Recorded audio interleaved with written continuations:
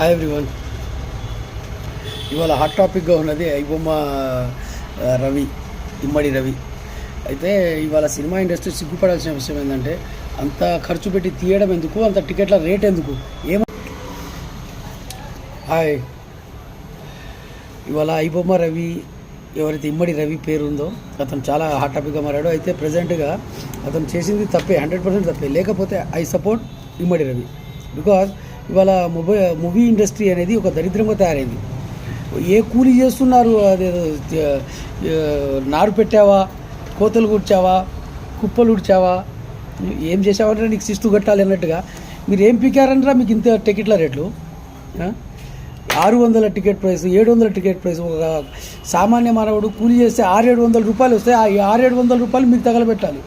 తక్కువ బడ్జెట్లో మూవీ తీయండి, తక్కువ బడ్జెట్లో ఒక కస్టమర్కు చూసేలాగా ఏర్పాటు ఉండాలి. మీకు నచ్చే రేటు పెట్టడం ఏంద్రా?